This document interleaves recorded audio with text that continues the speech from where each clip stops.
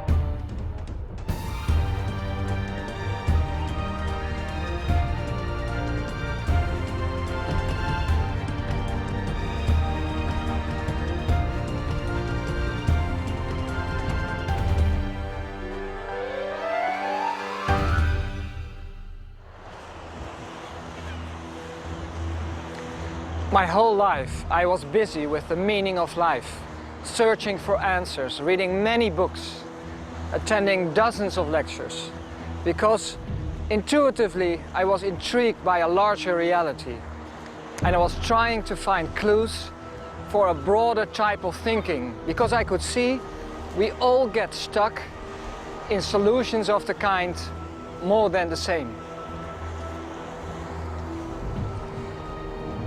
In technique and other things, we made a lot of progress. But in our vision on life and death, nothing happened the last 100 years. You could say in this field, we still drive this antique T-Ford. We're all thrown down here into this weird world with these highly advanced, extremely sophisticated computer devices called brains, and we're not given any instruction on what to do. We don't know why we're here. We don't know who we are. We don't know where we come from. We've gone through this thing called school. We've gone through this thing called university. And where does that leave us? Still wondering what to do next. And we still don't know anything about consciousness. You want to have continual, people killing each other?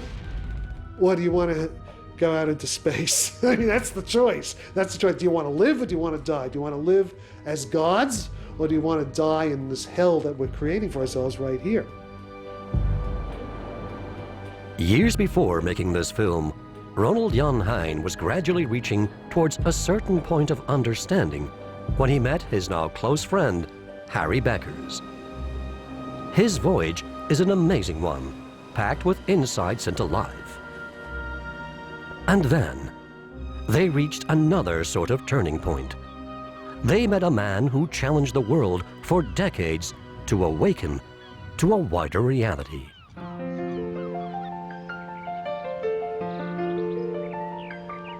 Somehow he's connected with some mysterious source of knowledge out there. I guess a person would just say it's God, but that's too simplistic. It doesn't really describe the intimate details. So I feel that he was prepared all his life to go out into the world and do what appears to be a comic act, to stand up in front of people and repair their watches without tools, or make them bend metal. Uri Geller was born in Israel on December the 20th, 1946. His parents were Hungarian and Austrian. On his mother's side, he is related to Sigmund Freud. At the age of 4, Uri had a mysterious encounter with a sphere of light. Since that moment, it appears he has special powers. In 1969, he began to demonstrate his powers of telepathy and psychokinesis, called PK, to small audiences. Uri became famous because of his many public stage performances. In 1972, Uri left Israel for Europe, where he immediately attracted widespread attention. In Germany, witnessed by many reporters and photographers, he stopped a cable car in midair using his mind power. He did the same to an escalator in a major department store. And in London, he stopped Big Ben just by mind power. His real fame came through British television shows, in which he bent spoons and fixed watches. In England, thousands of people called the BBC to testify that their spoons spontaneously bent and their broken watches started to tick again. Uri's powers became world famous through magazines, newspapers, and countless TV shows. Finally, he became a kind of mythological figure with the status of a pop star.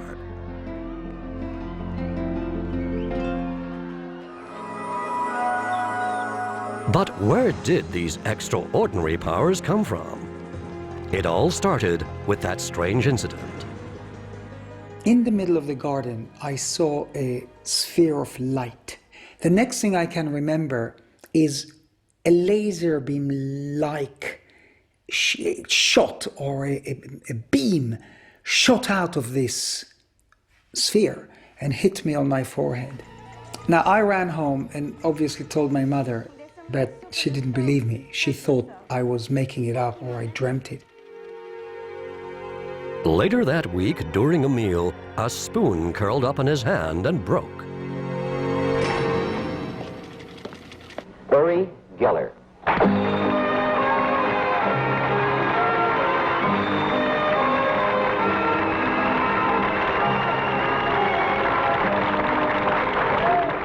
There is actually no name generally for all what I do, but telepathy and psychokinesis. Is there any religion involved in this? A religious? No, I don't think so. I don't want to put it the way many people put it, that maybe it's from God or Jesus number 2 and all. That's not that.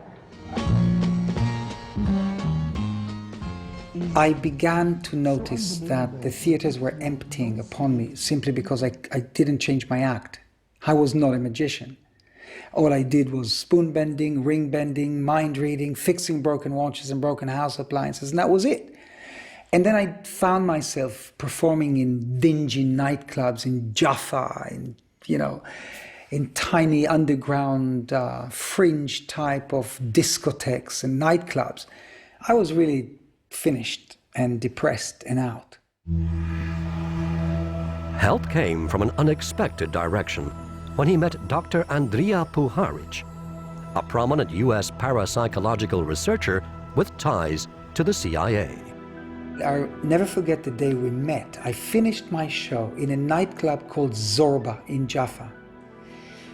And I saw this figure sitting at the last table in this room, and he looked like curly hair and a mustache. And he says to me, "Come over."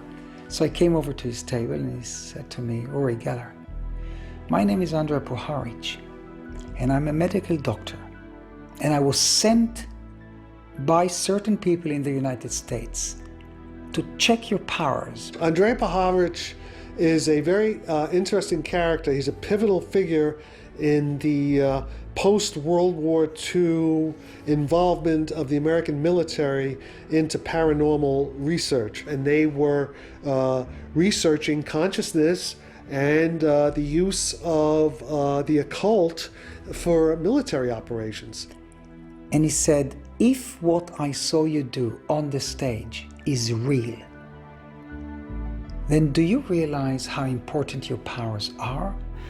And 2 days later, I saw Uri do his first experiment under controlled conditions, in which he took the watch of one of the people present and, without touching the watch, advanced the hands 25 minutes. And that was the beginning of a long, long adventure with Uri Geller. Dr. Puharic convinced Uri to undergo scientific testing at Stanford Research Institute in California, partly funded by the U.S. Defense Department. After probably 6 months or so, and I was convinced that Uri Geller was genuine, I realized that he was so genuine that nobody would believe me or anybody else that these powers were real. So I got hold of a friend of mine by the name of Edgar Mitchell, who was an astronaut. I was called by Dr. Andrea Puharik, who had been with Uri in Israel for some period of time, and he said he had an amazing range of capabilities and did I want to investigate them? And I said, by all means. So we got together at Dr. Puharik's home in New York, and over a period of several days we did tests. I'll use the old style words: telepathy, clairvoyance, general ESP, psychokinesis, which spoon bending, and other forms that under conditions that I had under my control, so that I knew they were quite valid. They weren't smoke and mirrors.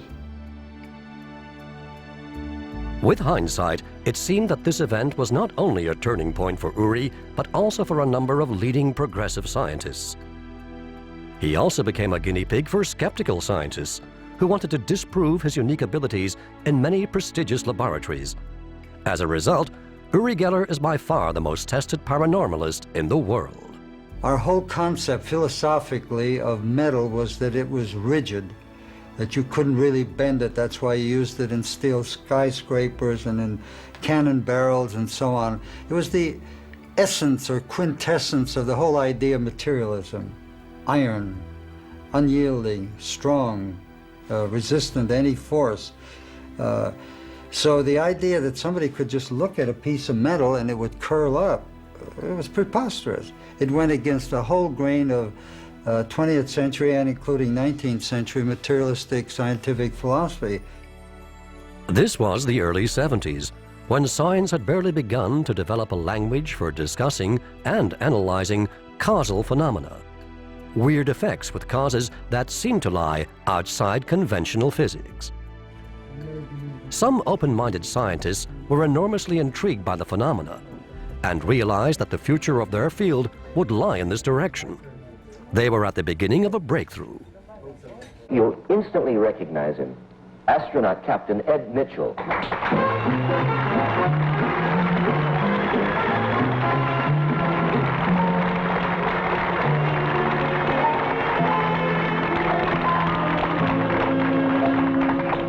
You're a scientist. You're one of the most famous Americans. I won't say we're taught. Explain all this to me. I wish I could, Jack.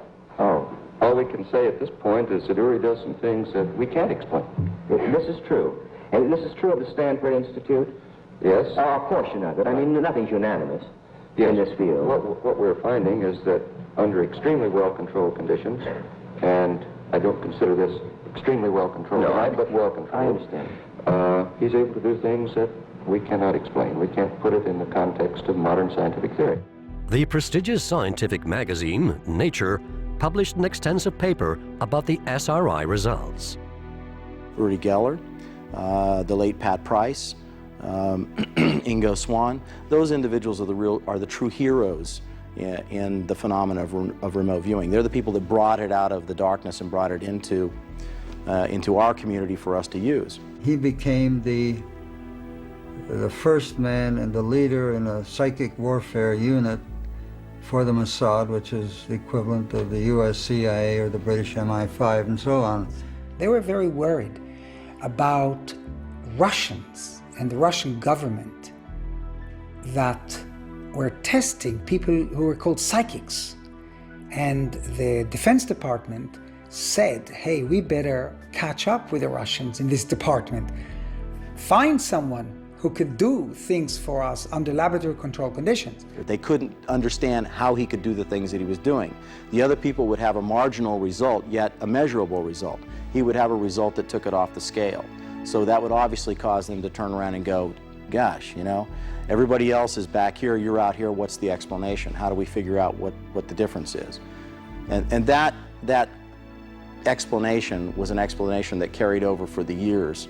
Mr. Geller was in this program years before I ever became a part of this program and was light years above and beyond anything that I was ever capable of doing. That entire operation, that is the parapsychology research program that we initiated with Ed Mitchell and Uri Geller at Stanford Research International, quickly became classified and taken over by the CIA. I don't have to explain what the word CIA means.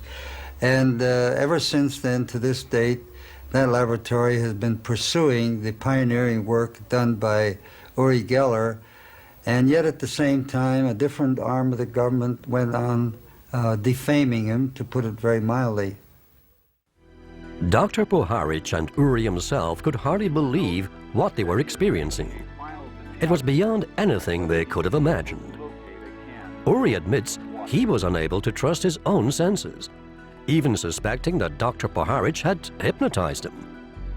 Anything seemed more credible than the reality of what was going on. During these tests, which were minor telepathy and moving a compass and bending a ring, very, very odd things happened. On a few occasions, we actually witnessed the tape recorder pressing itself down on its own accord. We saw the buttons push down. And when we ran back the tape, there was a kind of hollow metallic voice telling us bizarre and strange things. Now you can imagine that I thought it was a trick tape, and once I tore it up and I took the batteries out to look for something hidden. But it wasn't, it was really absolutely real. If you read Jim Schnabel's book, Remote Viewers, The Secret History of America's Psychic Spies. In chapter 11 of that book, there's also a scene in which, a chapter in which those nuclear scientists from the weapons laboratory at Livermore who were researching Uri Geller, who I think I met some of them in London, but I'm not entirely sure, that they were getting spooked by weird phenomena like metallic voices, holograms of flying saucers flying in the room, talking about that they shouldn't be investigating Uri Geller. Again and again, they heard the metallic voice issuing instructions, which it claimed would be their preparation for the next 50 years. The one thing that I can truly, I can hear it in my mind, is when the voice said that there will be a book of knowledge that I will find, or I'll find it with Andrei Puharich. And many, many times throughout my life, I was wondering, when is that going to happen? Because of the incredible events described in his book, Dr. Puharich was placed under tremendous pressures and scientific scrutiny. Unwilling to soften his story for the sake of the skeptics, he sacrificed much of his scientific credibility. He'd been accepted in many ways before that, and even accepted as a paranormal researcher. He'd done some extremely interesting work on telepathy and that kind of thing. And immediately after writing this book about Uri, of course, people said, my God, he must be nuts. The book is so full of incredible wonders that, you know, they go on for page after page after page, things appearing and disappearing, UFOs seen as they're driving along and all kinds of things, that the reader's sense of the incredible is finally stunned into a kind of anesthesia. So I could understand what happened. And also, when I talked to Andrea about this, Andrea said, I deliberately didn't put half of it in. He said, you know, I knew that people wouldn't believe it if I put too much of it in. Andrea Puharich died in 1995. He understood very well that what had happened in 1973 was meaningful and important.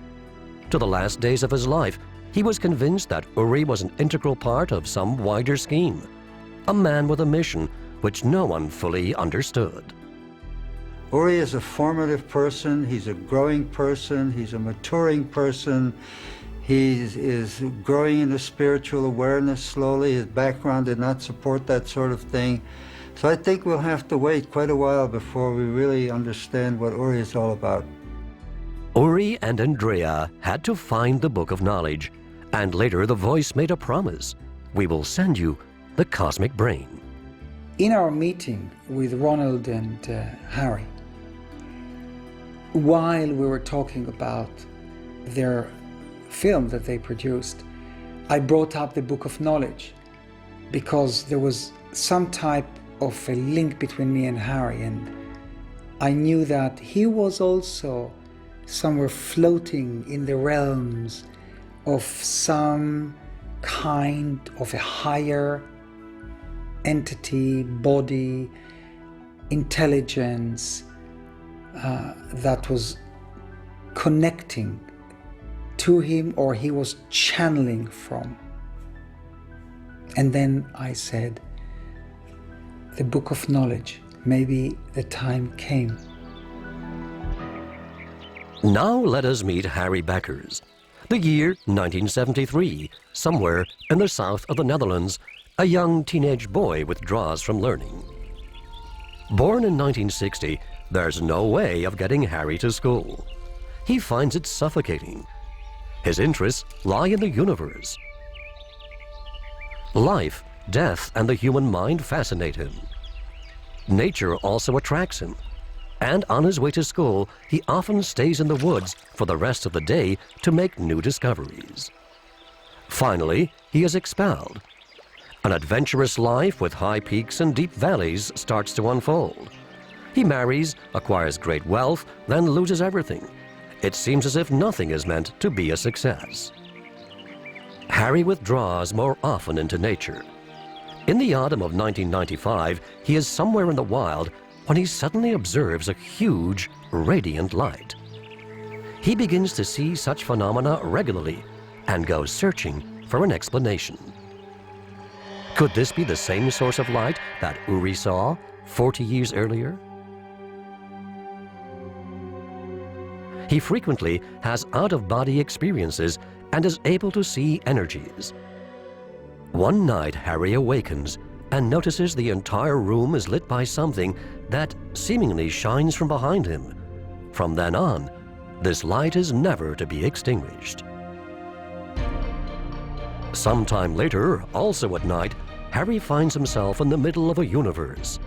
Different electrical phenomena start to manifest themselves in this world that is ever present to him. In 1996, a man who suffers from hearing voices in his head crosses his path. Harry decides to help this man. What followed, he could not fully explain. One night, a bright sphere appears at the foot of his bed. The sphere starts to radiate energy, and vast quantities of information come into his mind. He finds it overwhelming and does not know how to handle it. Over the following days, however, it gradually falls into place and he gains insights into how the man's mental disorder was relieved. A period starts in which, by means of the light sphere, Harry gains deep insights into the human psyche, which he is able to test out in practice on people with symptoms of serious psychiatric problems. In the following 8 years, Harry guides more than 200 people in this way. Frequently, he brings people who have been caught in severe psychosis for long periods back to reality within a few hours. Harry tries to build a bridge between regular and alternative forms of assistance to these people. He can also gather insights into other so-called mysteries as he starts to concentrate on these. It is through his ever-present light sphere that he has access to all this information. It has nothing to do with mediumship or channeling. It's a deeper knowledge to which he has permanent access. The importance of the insights about life, death, and the solar system becomes clear, and he realizes he has to share this information. With lectures throughout Holland, he tries to part the curtains for a larger public. It results in the making of a pilot film, Staya Erusa, The Beginning, which tries to visualize the connection between consciousness and ourselves, and the similarities we can find in the universe. Mankind evolves from his own consciousness, which consists of energy. The consciousness cannot be explained in terms of place, distance, space, or time. Using earthly terms, however, one could say consciousness is allocated in a direct line with the forehead. It was this film that brought Uri and Harry together. It was a very significant encounter between them. Both had had an experience of a sphere of light. Both had had an important message for society. For me, it's obvious that the stories of Uri and Hari are linked one way or the other. And for me, it's obvious too that right at this time, we are at the eve of a major breakthrough. And over time, it will enable us to understand more of our lives.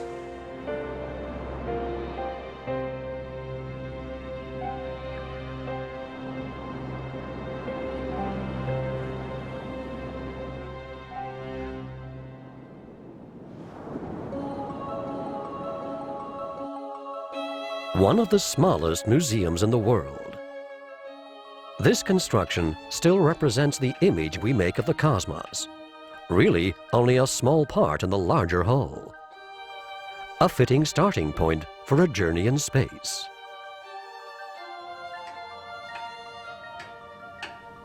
This is the heart of the oldest model of our solar system, a planetarium, all made of wood. Built by a wool comber more than 2 centuries ago, who wanted to show the world that our solar system is constantly moving and never stops. This is amazing. Poverty, famine, war, pollution, and disease. That must be the Earth. All these problems we cause ourselves, yet we cannot get them solved. So we have to go beyond the boundaries of our thoughts. We should know more about mind and matter. When we make this step in thinking, it has enormous consequences.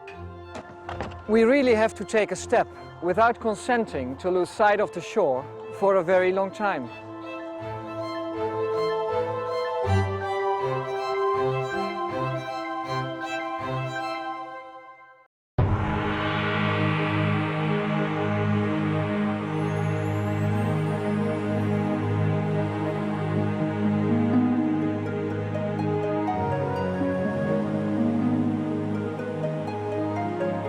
Our planet, full of contrasts. Contrasts which only seem to increase and bring even more problems. President Kennedy is dead.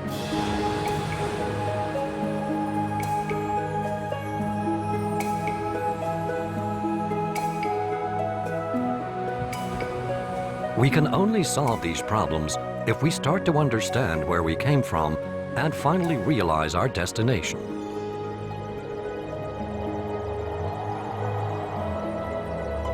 We therefore should learn more about the deepest aspects of the process of evolution. We should gather insights into the true nature of the universe. Answers are there, waiting to be revealed.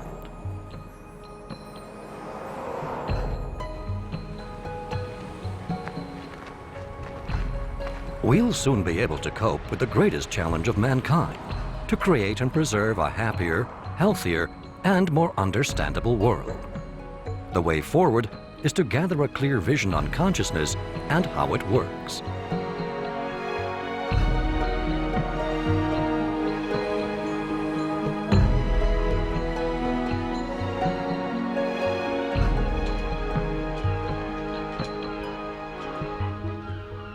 Our first step to deeper insights is to recover an understanding of the existence of the soul and the continuation of life after death. In the past, concepts such as the soul and life after death were a deep-rooted conviction of every human being. These concepts were embedded in all kinds of religion. But a few centuries ago, scientists rebelled against these concepts, which did not fit their attempts to understand and master the material world. The new explanatory models brought a steam-driven industrial revolution. But meanwhile, this narrowed our view of the meaning of life. The idea arose that, if science can't explain it, it doesn't exist. Yet phenomena persisted which did not fit the new materialistic models. So, for the purpose of creating this notion picture, we asked broad-minded scientists for their views about these phenomena, which are not the subjects of mainstream scientific inquiry, as a challenging start for a remarkable journey, a kind of preface to a series of notion pictures.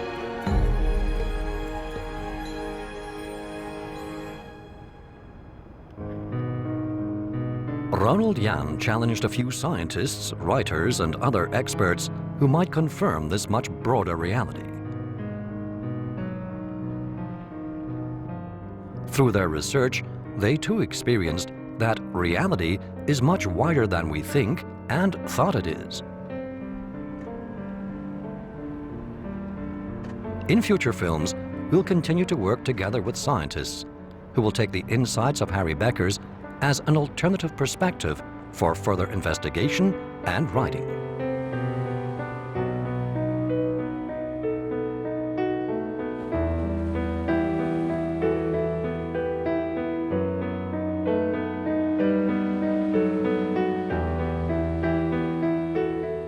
There's quite a gap in science between physicists and other scientists, because the physicists with their quantum theory, they realize that things have changed and that matter isn't what we thought it was. It's rather a ghostly kind of field. Reality goes beyond matter. When we understand this, we realize that concepts of life and death need no longer be confined to the material world. Our consciousness goes beyond that material world. But what is consciousness? Where does it come from? How can it expand itself?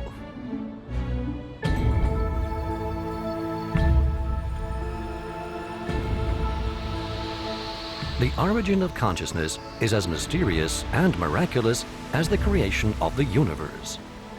However, we know by now that the universe itself expands and gives birth to new stars and galactic systems. The universe expresses itself to us as matter. Consciousness, however, is a spiritual phenomenon. Physical processes in time and space that we can observe, measure, and study have their spiritual equivalent in consciousness. Every major expansion of consciousness follows the same pattern. Frequencies are tuned to each other. Energy bunches together and tries to find a way forward. An explosion follows and causes waves, creating new space, just as in the physical universe. Billions of tiny particles of expanded consciousness find a place in the newly expanded space, like seeds finding fertile soil. Every particle has the same aim: to grow and fine-tune itself with the evolving space around it.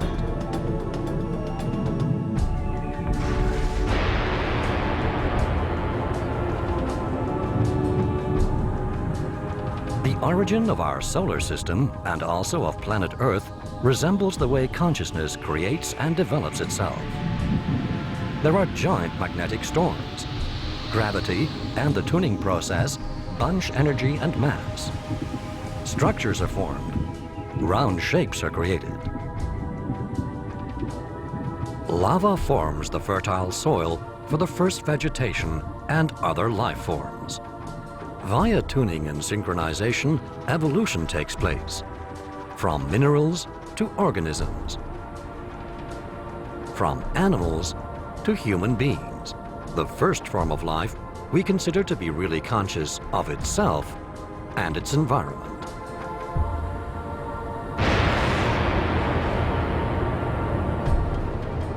Our solar system mirrors our consciousness.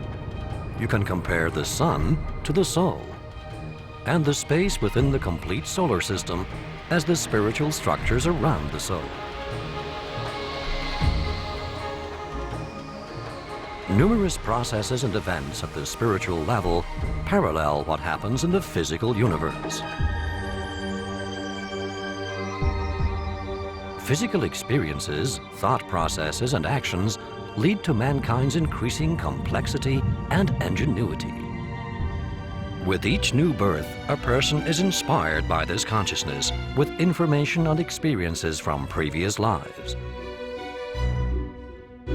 This information is our source code, expressed physically through DNA, and the way the brain becomes wired, causing us to react to situations in ways that are often beyond our conscious awareness. In this way, we learn and develop ourselves. In this way, we also create evolution.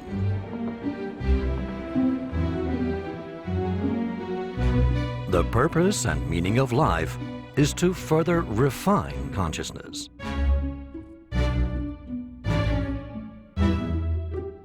Every physical manifestation has a spiritual origin. For mankind, this is our consciousness. Its core, our soul, is a particle of our Creator, the larger consciousness and source from which we came into existence. Our consciousness is a spiritual image of the solar system, and our soul is like the sun to that solar system. Our consciousness is immortal and infinite. Interaction between thoughts and consciousness creates structure in both our consciousness and our physical life. What is my vision of consciousness? First of all, it can't be seen.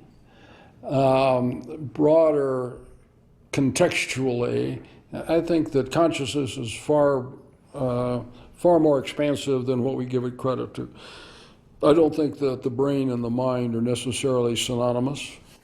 So the mind is not material. It's the operating system for the brain, which is material. And therefore, we have to talk about the different dimensionalities of existence. The brain. It seems our brain doesn't decide how we act in life. That is the role of our consciousness. If we consider the brain, then we might get somewhere in terms of understanding what consciousness is. And we can turn to neurophysiologists who study the brain, which is a hard science. They are really cutting up brains and studying them also through scanners and studying the blood flow in the different regions and all the kind of things that they do to find out what's going on here, what's going on there. Oh, there's a bit. And they study all this and piece it together, and they come up with some answers. What you experience by your senses or by your body comes into your consciousness as well. So the brain is a receiver, receptor, and sender for your consciousness. And with this concept, all aspects of the death experience could be explained. Or when you compare it with the mobile telephone, where we are sitting here, and there will be more than 500,000 telephone calls as encoded as information in electromagnetic waves. I mean, you need an instrument to hear the voice, but the voice is not in your phone. I think one of the most shocking things I've ever heard about the brain is that only 5% of what's in here consists of brain cells. Most people think that the whole thing is brain cells. Probably everybody thinks that. But only 5% is actual brain cells, which are known as neurons, the nerve cells, you know. And the rest of it's connections. Fantastic, rich connections. No brain cell is more than 4 brain cells away from any other brain cell because of the amazing connectivity going on. It has an enormous range, like a piano keyboard, and the range that we human beings become accustomed to is like 2 or 3 notes right in the middle of the keyboard, whereas consciousness has these extremely high notes and these extremely low notes. Now, in certain states, we suddenly become aware of this much wider range of consciousness. Now, the mind is not material in the sense that we are. Well, we think that we're solid. That sounds solid and it sort of feels hard, but in fact, 99% of physical matter is empty space, as we've known for 100 years now. The whole issue of can the mind or the soul survive the body? Absolutely yes. There's no question. Once we understand that what the consciousness patterns are, you can upload them into other vessels, so to speak. So, I mean, the brain is simply a computer. It's a material nanoscale computer. It's a post-quantum computer. And the patterns of consciousness, the direct experience, can definitely be uploaded into another form, just like putting information on a tape, just like what we did this videotape here. In principle, there's no reason why that can't happen.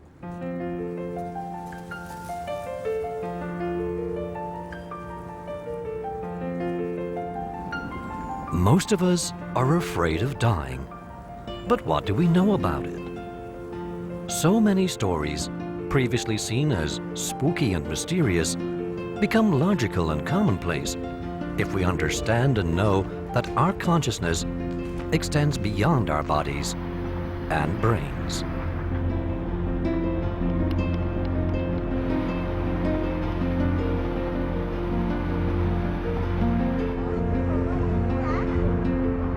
I believe that life after death comes before you die, I think, in your mind. And whatever your mind, the last thoughts or pictures in your mind, that's going to be your life after death, I think. I think we just die and we die. I think we just have one chance. I'm waiting to be together with my husband. I was married 66 years, and there has to be something that we can get back together. I lost a sister when I was 18, I guess I was. And pretty much the only thing that got me through dealing with that was thinking that I would see her again someday.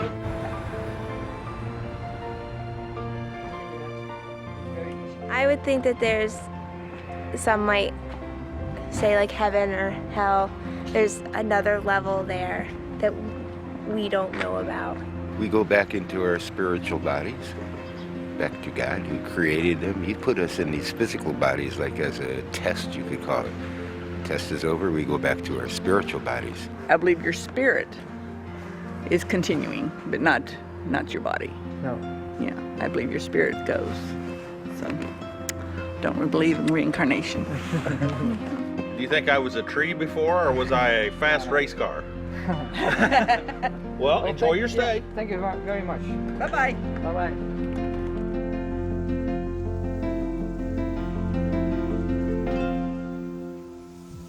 To consciousness, death is a happy event. It's just the end of another phase in the grand development process. To mankind, dying is a personal experience, often a lonely process, which can take place in many different ways. Each death knows its own story. Almost any way of dying has already happened within the consciousness at an earlier stage. Our thoughts create our own reality.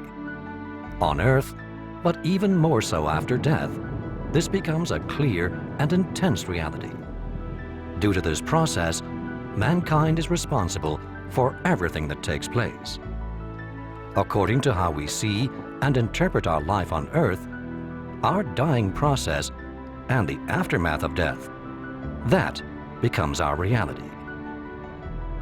Within a natural course, humanity experiences a passage from life to death in an almost similar way. Depending on the circumstances, this is a slow or abrupt disengaging process of the energy body.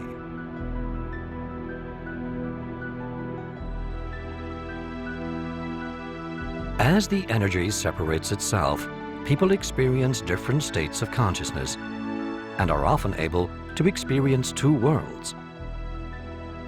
The pace at which this happens can vary. You may see the sad loved ones on Earth on one side, while a warm and joyful meeting on the other side has been prepared. Often, the deceased stays close to his family until after the funeral or cremation. The deceased often also tries to indicate that life continues after death. Finally, you go through an energy field of consciousness, which is the last connection with gravity. Most people experience this area as a tunnel in which the complete earthly life from birth onwards is registered like a home video. Every event, every thought can be re-experienced, thereby creating insight into the life lived. At the end of the tunnel, the light of the soul shines, which reminds us for a moment of our origin and eternity.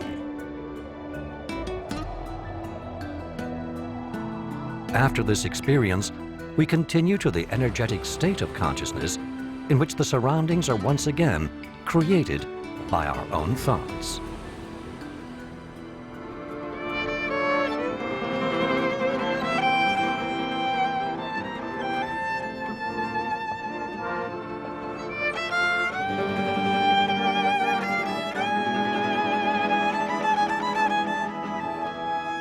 Ich glaube ganz sicher, dass es danach, dass die Seele weiterlebt.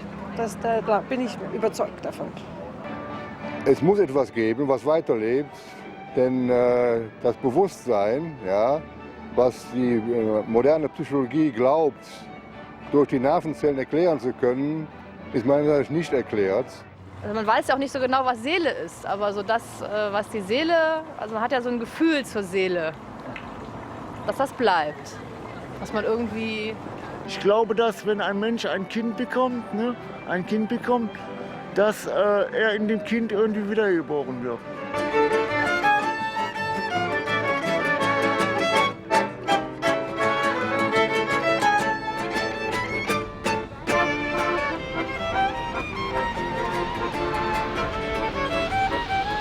The domain we call the afterlife is an environment created by man himself.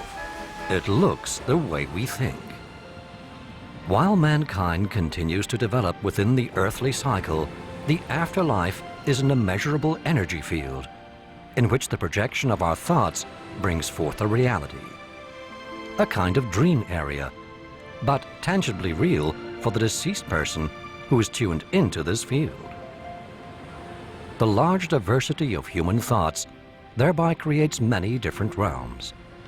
We create our own paradise, or hell.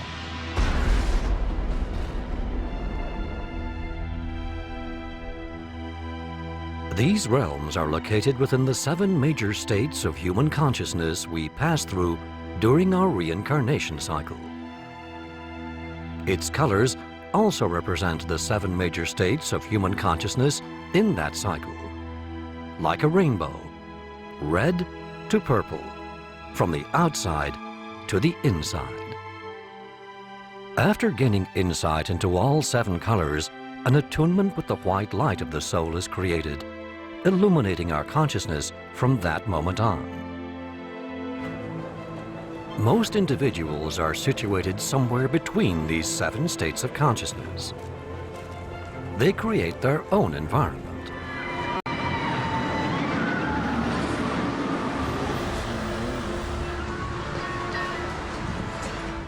For them, their view becomes ever larger and more beautiful as they realize a purer and broader way of thinking.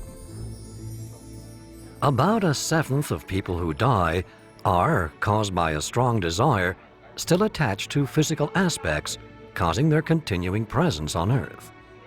They do so in places where they mean and hope to participate in earthly experiences.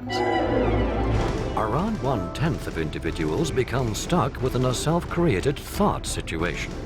Sometimes this is the moment of their own traumatic death, a psychological process, in some cases similar to a state of shock. The experience keeps repeating itself over and over again, and again, and again. Only the awareness that one should change one's thoughts can resolve the situation, after which the normal dying process can be completed. Afterwards, the person may recall this state of being stuck as no more than a passing moment or an unpleasant dream. A small number of the deceased are not aware they have died.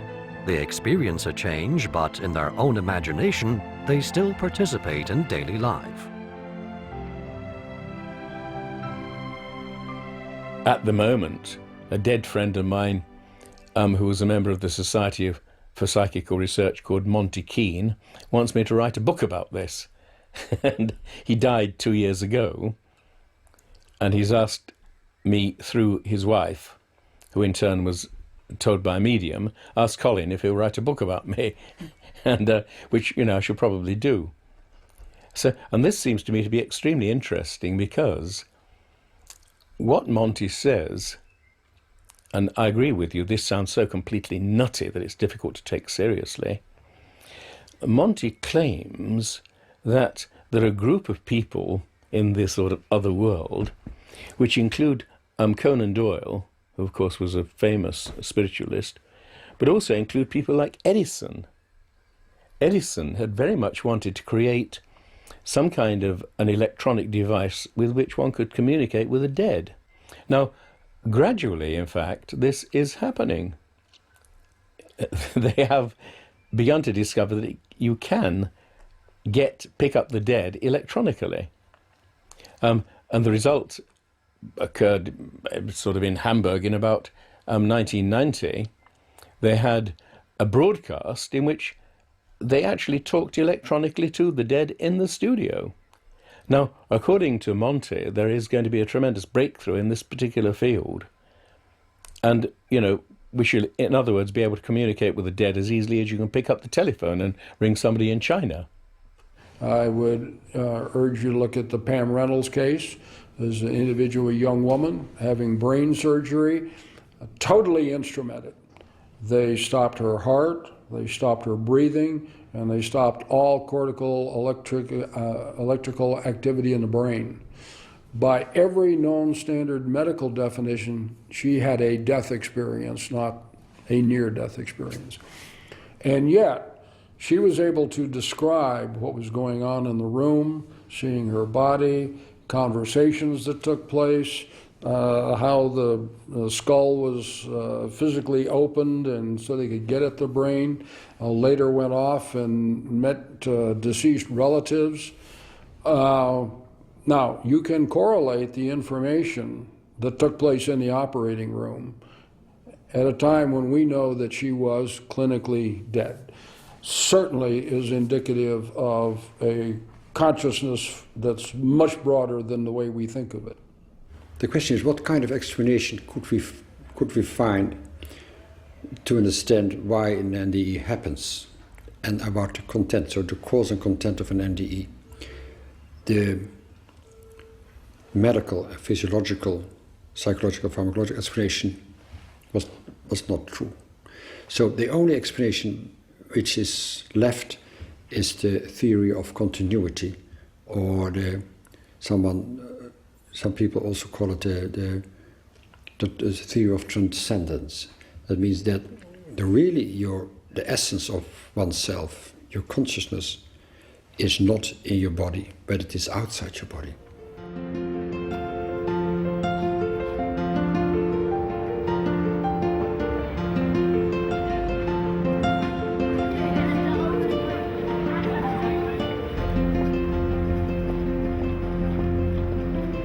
I think the meaning of life is learning. Like when you're here, you learn by your mistakes and you try to make things better. But I think when you've been and you die, I think when you come back better. I do. But I try my best and show him the right way of life. When you die, it's like you're turning over a new leaf and starting again. So I suppose then, yeah, there would be life after that. I don't think that the human mind can die wholly, because it's something so separate from the physical world. It seems to survive so many things, and yet, you know, we find so many things beautiful and so many things that people have left behind that they've created as a beauty. It seems to transcend things that are physical. Once you die, I think there is something after. I don't think death is the end. I do believe that there's something after that. And what is happening then, when you die, for instance? You stay dead. Yeah? And what do you do then? Lay on the floor.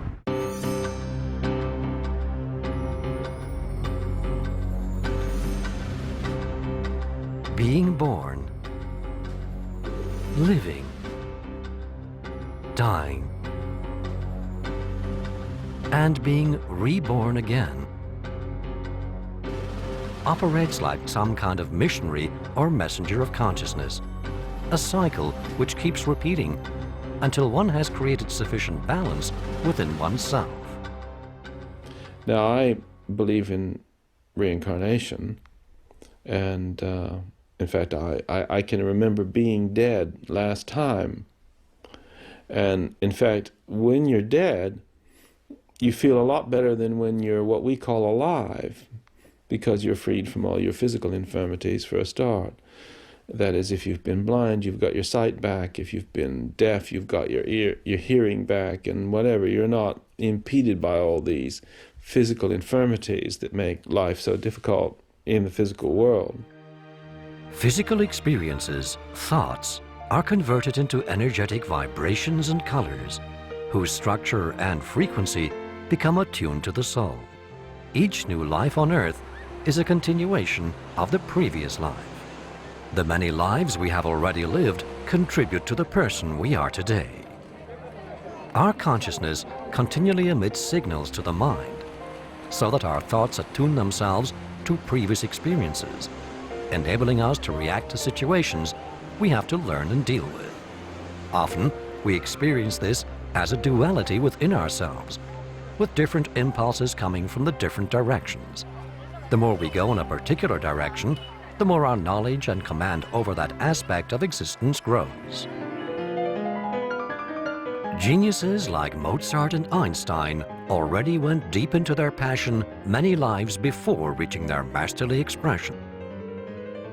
During the long cycle of reincarnation, we all landed everywhere on earth. And we have been all kinds of religion.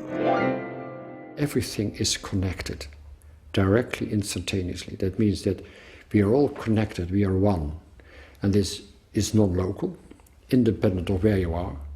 And it is an interconnectedness. Everything is connected to each other. So when you do or think something, everything else changes. The whole universe changes as well. So we are entangled as human species, also with animals, with plant, with nature. So there is intelligence behind this entire world. There is a kind of design behind the whole thing. But we're a part of that. We're like units of this grand design. Life does appear to have a purpose. That, you know, there is what scientists call teleology, and they dismiss it completely. Reincarnation, absolutely, sure.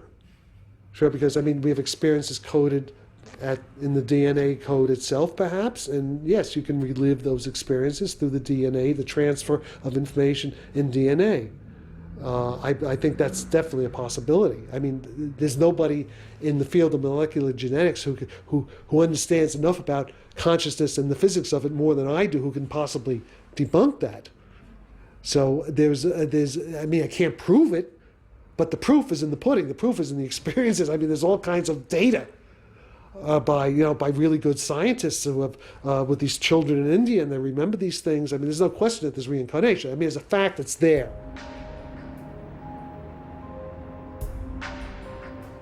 I could give you a scripted answer, a philosophical answer, but if I was being honest, I see life and death spiritually.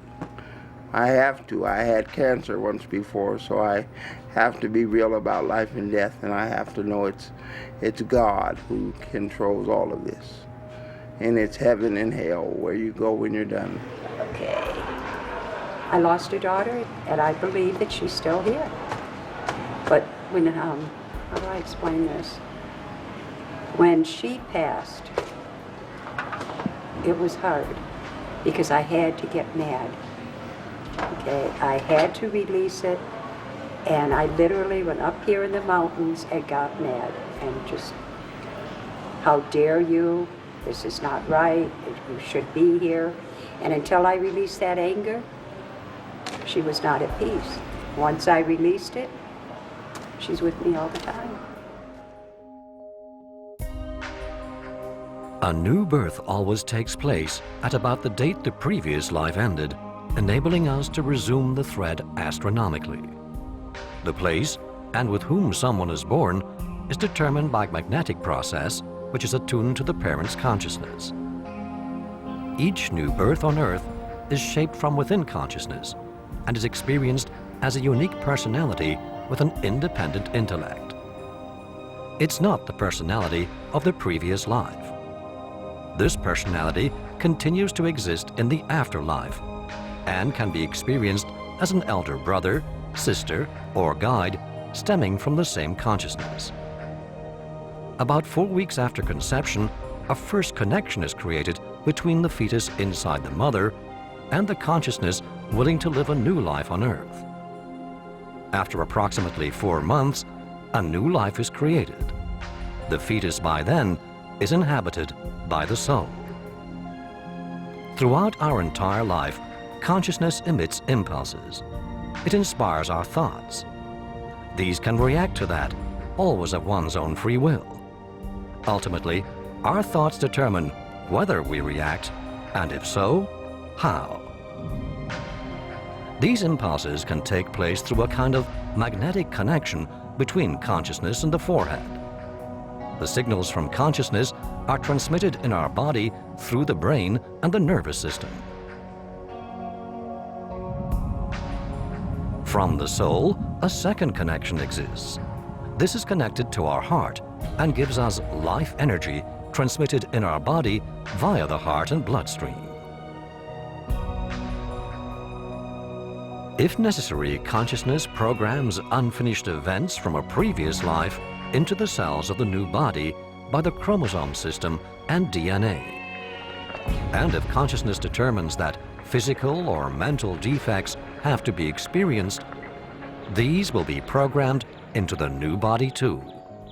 In the material world, we call this heredity.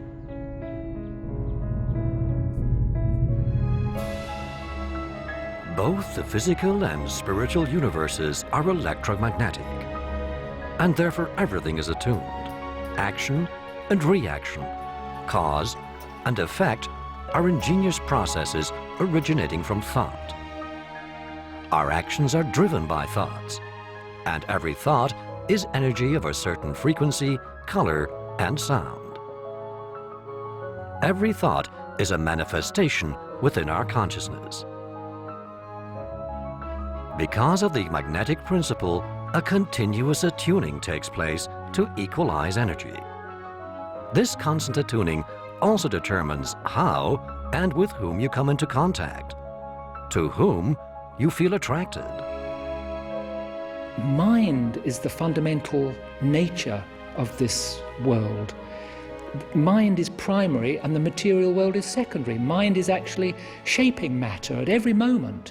This is a terrifically different way of looking at the world. In my view, a very important shift that science is capable of making, I think. It's being nudged to do that by these pioneers. And when all of us understand this better, that mind is primary and matter is secondary, I think it'll be really valuable for all of us, because looking back on my own life, I feel I've seen so much more happiness, and life makes so much more sense when I've made that shift to understanding that my mind and my consciousness, my thoughts, are the primary factor in my own life. And if I attend to them and take care to think good thoughts, elevated thoughts about myself, about others, that changes the way I see the world. And that change in the way I see the world changes the world. It's amazing.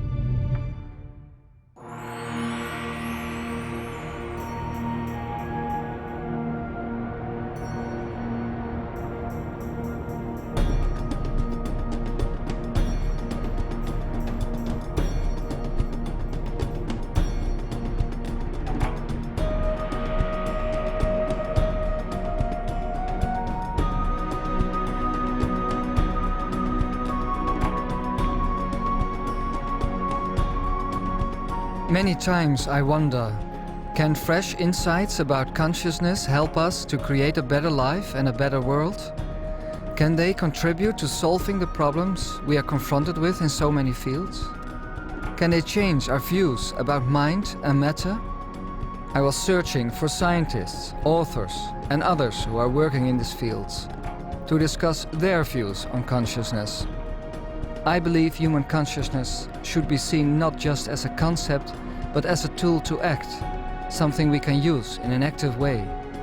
A broader view of consciousness can radically shift the way we all see, think, and act.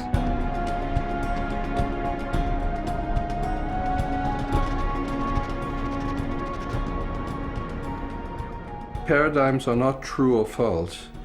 They are just ways of organizing knowledge. They're, if you will, kind of basic models of thought. In that way, the paradigm has its own dynamic and its own life.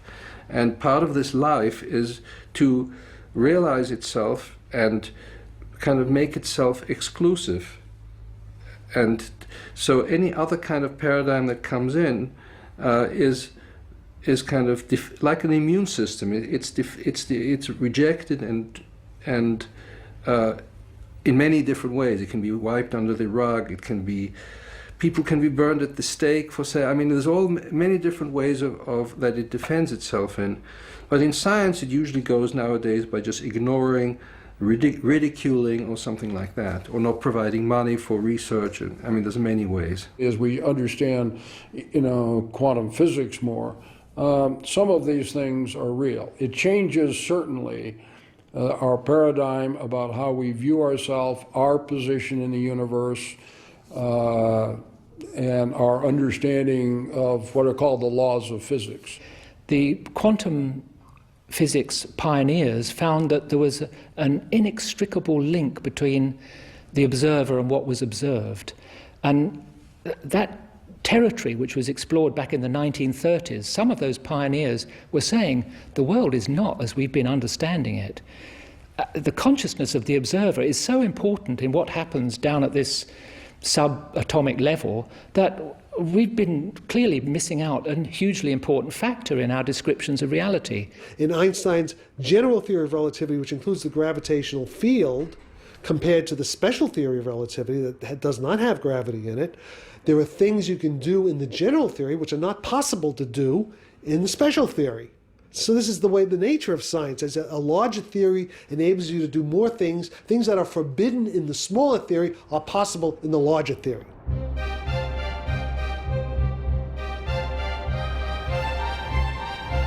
Thomas Kuhn stressed that science does not progress via a linear accumulation of new knowledge, but instead undergoes periodic revolutions, the so-called paradigm shifts. Like a sudden explosion of knowledge, these can abruptly transform our world. When that happens, at some point somebody will come up, some new paradigm will just come out of nothing. I mean, it'll just come out as an act of creation in somebody's mind. And many paradigms come up that way and they're tested, but something new will come out that's finally really turns out to be very powerful, and more people group around that, and that becomes like the core of a new wave. That's the scientific revolution. Well, I think modern science, as we know it in the Western world, is materialistic, reductionistic based science. That means we try to go into more and more details, but we don't see the whole anymore. By and large, science does not reward big questions. They will say they do, but the reality is that we reward people who make small advances in existing field. People who make big advances are, of course, ridiculed initially until the evidence becomes absolutely overwhelming that, oh, they were right in the first place. And then we say, well, of course we knew that. It seems disbelief itself can spread and become irrational. I guess emotions get attached to things. And you could see that the journals are one centre of power, at least the editors of journals, because they ultimately they decide, usually consulting referees, if a work is acceptable or not. But if a referee is sufficiently strongly prejudiced, he can simply block a paper without even considering it just a subject. This is very bad for science, because it may be that science made some mistake, and that has happened in the past. The famous proposal of continental drift, and this was proposed getting on for a century ago, and people said this is nonsense, and despite the very strong evidence that continents were joined together, people said this is a stupid idea, and they ignored the evidence. So this is what can happen. Because the matter-oriented paradigm had become so dominant, it was as if most of their colleagues in science couldn't really hear that. And we've had to wait 70 or 80 years before the real implications of quantum theory are starting to be faced up to. When we think about any situation, issue, most people think of what are the boundaries, what's the absolute most that can be done that they know of from their own experience. If you remember, a few hundred years ago, the world was flat, and that was our experience of the world. And it took quite a while before people said, no, you know, Christopher Columbus came along and said, the world is round. And whole bodies of evidence, for example, going back to the debate over the role of complementary medicine. Some scientists, some doctors still today rejecting the whole thing as nonsense. Luckily, a small band of them now, a small band of, and diminishing band of diehards, we would say. But that inability to see things that are staring you in the face is part of the human condition today, and it's one of the reasons that I think that we need this shift away from thinking of ourselves just as lumps of matter who happen to have become quite clever.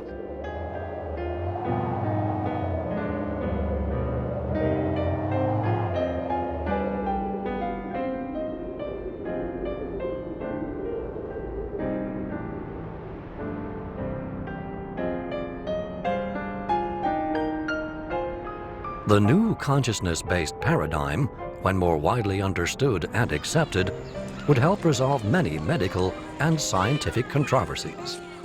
It may transform, for example, the way we think about euthanasia, organ donation, dementia, schizophrenia. Overall, the medical community still has a mechanistic model of the body. And, you know, it's a big machine, and we tinker with it. We can fix it or not fix it. Death is the absolute enemy, as opposed to looking at a much broader context that say, you know, it's a piece of continuation of consciousness. Dying by euthanasia, in most cases, occurs in a peaceful way. Usually, the preparations up to the moment of dying have been properly thought through and discussed with loved ones. Death by means of euthanasia has no negative consequences, neither during the process of dying, nor while life continues in the afterlife. To the consciousness, a self-chosen end only means a minor delay in the process of reincarnation. Because experiences which could have taken place up until the moment of the natural death now possibly still have to be lived through on Earth in the next life. If we understand that death is a transformation and that life is eternal by its very nature, because it takes place in a context of eternity, that all we experience are transformations, and that there is a kind of evolutionary direction to this, of growth towards the light, some traditions say. If we understand that, then the fear which kind of paralyzes and which limits us to such a great degree kind of lifts.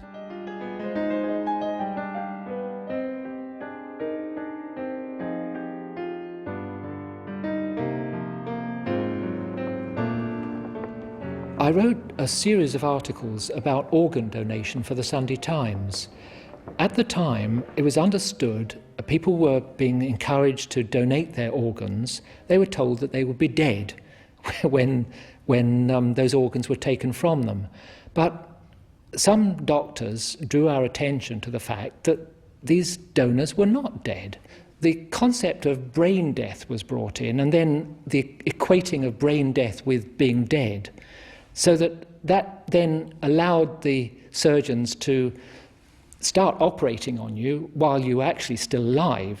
They did some stress tests, physiological measures, as the scalpel went in to start the dissection process. And lo and behold, they found that in many of these patients, the signals were of huge alarm.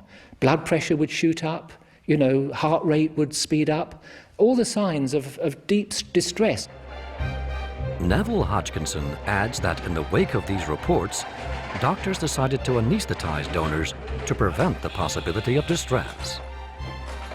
To avoid unnecessary complications, we should prepare both donor and receiver based on a broader insight into consciousness and the way it is attached to our material life.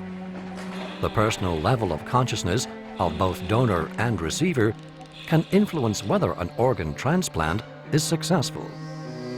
If a donor is very attached to physical aspects, he might have trouble releasing these after the donation. Such a situation can pose a serious impediment for the donor in the usual process of dying and their journey to the afterlife. But it will also affect the receiver of the organ. Some donor recipients, some organ recipients, have experienced a change of character after receiving their donor heart or lung or liver. And yes, it makes some sense that that could be the case, that an organ would not only be a physical pump or whatever, chemical processor, but that something of the consciousness of the previous owner might carry over with it. And I personally believe that each cell, each living cell in your body has a connection with consciousness. It's not only your brain, it's also your heart, but each cell has a connection. So when 96% of your body is still functioning, is still living, there's still a connection between all those cells and consciousness.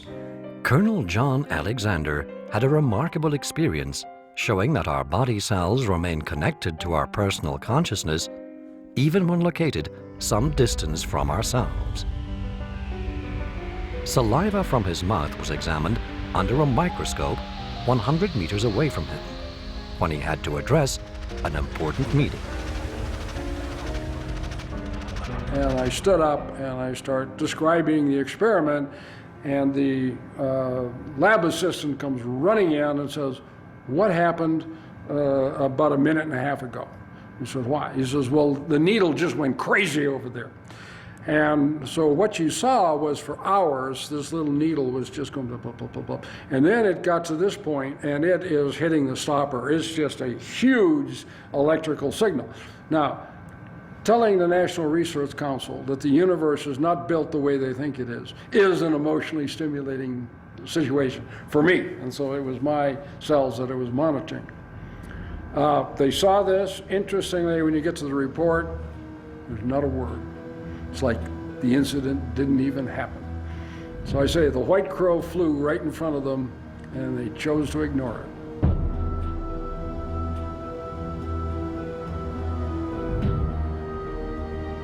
From early civilizations up to the present, society struggles to cope with phenomena such as schizophrenia, psychosis, and dementia. Still, we cannot understand such states of mind. A growing number of scientists feel the need for a wider perspective, and it's only a matter of time before the majority in psychiatric research realizes that every important breakthrough can only be found within the new consciousness-based paradigm.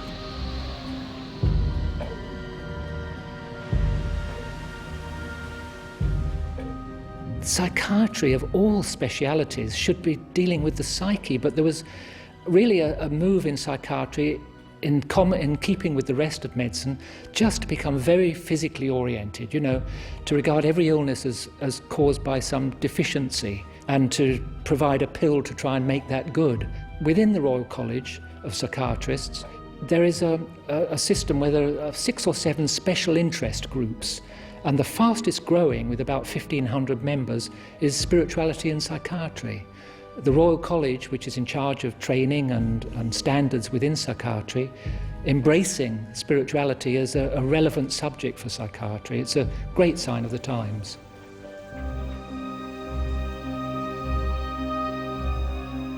Harry Beckers worked for 8 years with severely ill psychiatric patients, specializing in psychosis and schizophrenia.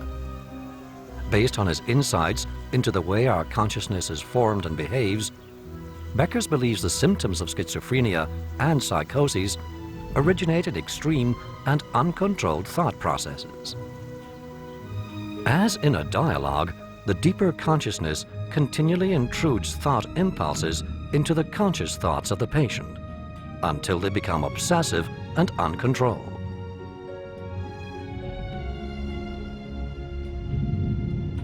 Long-lasting, powerful thoughts can create a certain frequency, which attunes to a state of consciousness comparable to the state in which we experience our dreams.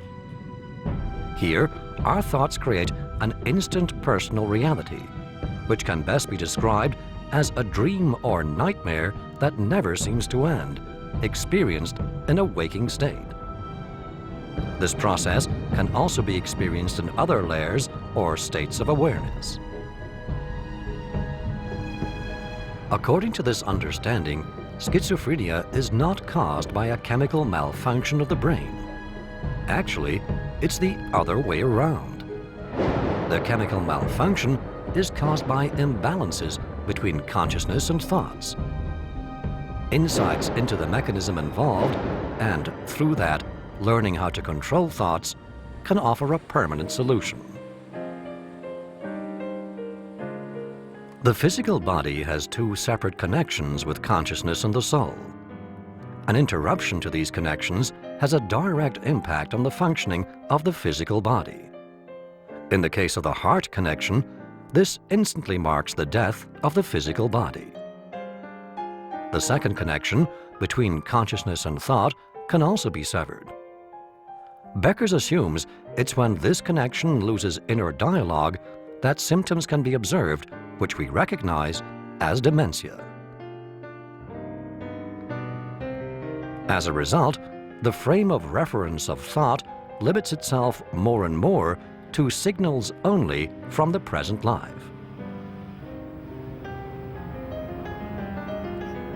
At the time when there's no longer a tuning between consciousness and thoughts, thoughts are no longer registered in this energy field. The result is that every thought is forgotten at the moment of thinking. During life, every thought, every experience was imprinted in this energy field, which we also experience after death as the tunnel, the ultimate connection between the physical and spiritual realm. As long as the soul provides the physical body with life force, the mind may float timeless in this energy field. In a further state of this process of decay, experiencing just the memories stored in this field.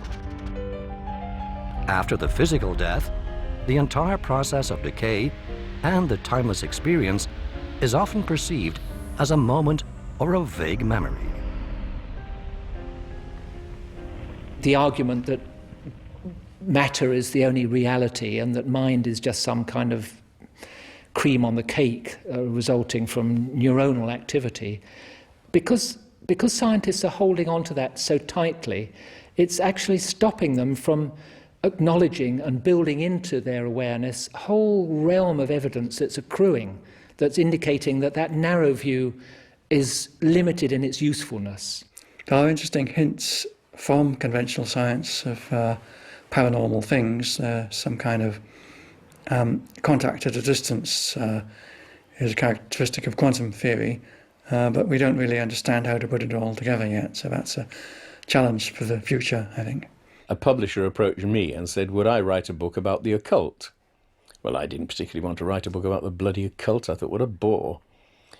Because I was a scientist. I'd been trained as a scientist, and I'd intended to become a scientist in my teens, until I suddenly decided that I'd rather be a writer.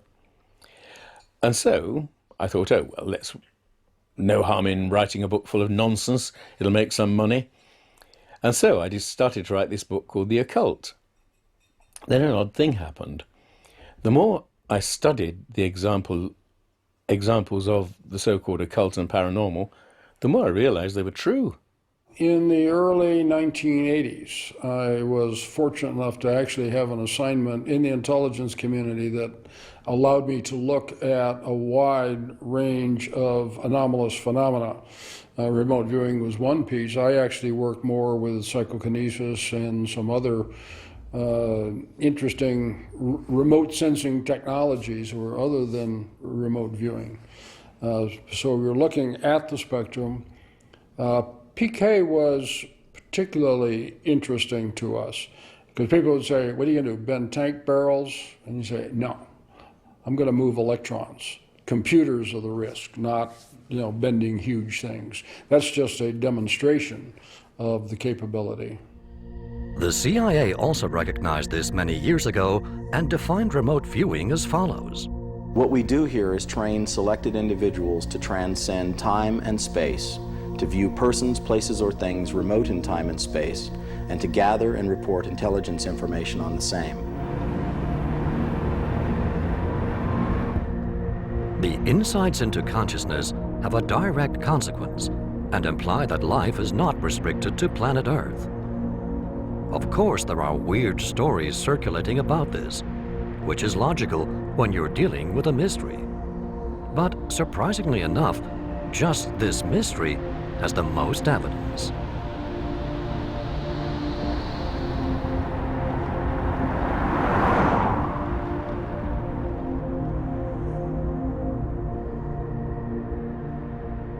What we know is that 7% of the adult population of the world has seen UFOs. That is true in the military as it is in the civilian sector. It's a matter of empirical fact that we're conscious. It's a matter of empirical fact that there are UFOs and that they are able to, for example, they're able to do maneuvers that our jet aircraft cannot do. When I say multisensory, they're caught on satellites, they're caught on film, they're caught on radar. Just about every sensor system we have out there has caught them many times at the same time. So there's no doubt about the physical reality of the incident. Some of them may be carbon-based like we, some of them may be silicon-based, some of them might be based on electromagnetic vortices existing in some plasma medium. I mean, some of them could be on a completely different plane of materiality, some other kind of level. So what? The Condon report was actually right, because the question to Condon was not, do UFOs exist? It was, are UFOs a threat? First of all, I do believe we're in cosmic quarantine, and they wouldn't really want to sort of be fraternizing with us on a sort of hey there type basis. They might observe and monitor and study, but they certainly wouldn't want to get too close. We are dangerous. We are killers. We're psychopaths. We're not really good neighbors. Their purpose is, so to speak, to drive us up the evolutionary ladder, whether we like it or not, by subjecting us to experiences that completely change our ordinary paradigm. And that in other words, their aim is to create a paradigm shift in the human race. Mind creates matter. This also means that matter reacts to our thoughts. The ultimate consequence could be that collective thoughts can strongly influence the Earth and even matter beyond our planet. Failure to understand this link could be a main reason for individuals ignoring major recent threats to the future of the planet, such as global warming, pollution, and exhausting natural resources. I'm very involved in the greatest threat facing our world, global warming. This is something that is so big, and you would think to everyone so obvious, that it's the number one problem. Because if we don't do something about it pretty quick, we won't be around. If consciousness mirrors the solar system, then it wouldn't be strange that while consciousness attunes to the soul, the solar system also attunes to the sun. This could have an immediate effect on the absorption of sunlight for the planets and increase temperatures. In such a case, we would have another dimension to think about as the cause of global warming. The universe is strewn with life. In our own solar system alone, there are several intelligent life forms developing consciousness in various ways. However, not in the physical form as we know it. But these life forms also originate from the great consciousness. they demonstrate a strong relationship with mankind, since they also evolve within the same great consciousness. So the faster we as mankind become aware of our origin and capacity and live accordingly, the sooner we'll be able to cooperate constructively and consciously within and outside the solar system. When we understand consciousness, the idea of other life forms in our solar system is simple to grasp. Many civilizations have inhabited planet Earth, from thousands to millions of years ago. The most recent had a huge impact on present mankind, Atlantis. I think that there was a culture that covered the whole surface of the Earth at some point during the last 100,000 years. And I suspect that this culture had reached a fairly high level as long ago as 60,000 years ago.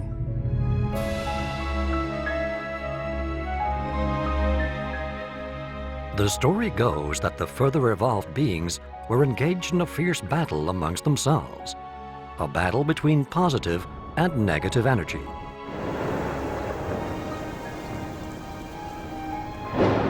This caused a severe disruption. The enormous friction between these powerful energies caused terrible natural disasters, which marked the end of the Atlantis civilization.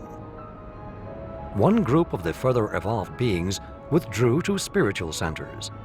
They influenced people by means of negative energy. The other group also withdrew. They remained at several locations on Earth to guide susceptible people from there in a positive and constructive way. This dichotomy from the period of Atlantis still exists today and is the root cause of our most pressing crises. At an ever-increasing speed, we are breaking down our world. Why was it that millions of people allowed themselves to be killed for nothing for several years in Europe early in the 20th century? What did they think they were doing? What was the First World War about? No one really knows what it was about. Everybody knew it was coming. There wasn't any informed or educated person who did not know that a world war was imminent. But what did they do to stop it? They didn't stop it. And this is what it's like now with the destruction of our planet. We lost religion 2 or 3 centuries ago with the rise of science. And this was absolutely inevitable because it depended upon all kinds of superstitions and dogmas which were simply factually untrue. This began a long period of skepticism and gloom and misery, which reached its climax in the mid-20th century. Then I think we began to rise once again. And I think this rise will actually take the human race to a completely new level. I'm convinced that we are on the point of an evolutionary leap.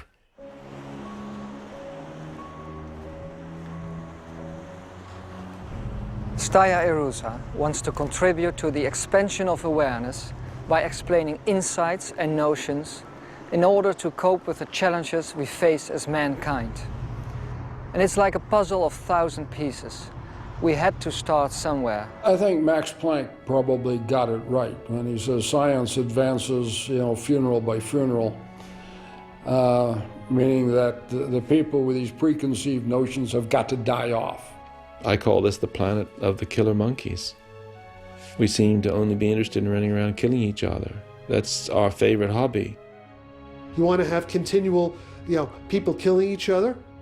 Or do you want to go out into space? I mean, that's the choice. That's the choice. Do you want to live or do you want to die? Do you want to live as gods or do you want to die in this hell that we're creating for ourselves right here? If we change our thoughts, the world around us changes with us.